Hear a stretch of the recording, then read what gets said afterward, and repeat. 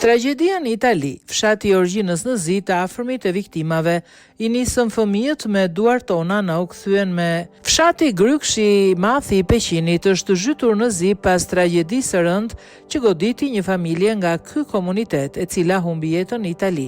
Lajmi I hidhur ka tronditur banorët, ndërsa dhimbja ndihet në çdo shtëpi e në çdo rrugicë të fshatit.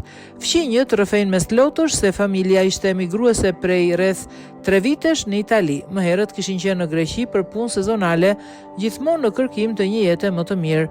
Këto janë plagët e emigrimit. I nisën fëmijët me duart tona dhe tani na kthehen me arkivol. Shprehen ata duke theksuar sakrificat e panumërta dhe rrugëtimin e vështirë larg dheut. Sipas tyre, kujtimet janë ende të freskëta. Ata ishin parë në festën e ndrimit të viteve, kishin darurime, buzëqeshje dhe shpresa për të ardhmen. Sot ato kujtime janë kthyer në plagë të hapura.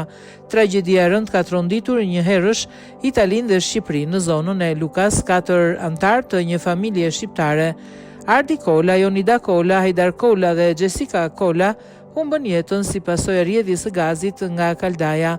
Ata u gjetën pa shenjajete në momentin kur karabinierët hynë me forcë në banesë. Ngjarja ka prekur thellë edhe autoritetet italiane.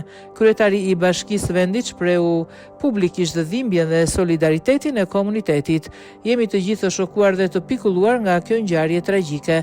Komuniteti ynë bashkohet me të afërmit dhe miqt në një përqafim simbolik për këtë humbje të rëndë. U prefshim në paqe të gjithë së bashku. Ai rikujtoi gjithashtu një fatkeqësi të ngjashme që ndodhi 34 vite më parë, po në këtë bashki ku familja italiane Malanka humbi 4 antar të saj për shkak të monoksidit të karbonit nga një defekt I kaldajës. Sot në atë zonë ndodhet një park publik që mban emrin e tyre, një kujtesë e përhershme dhimbjes dhe nevojës për siguri.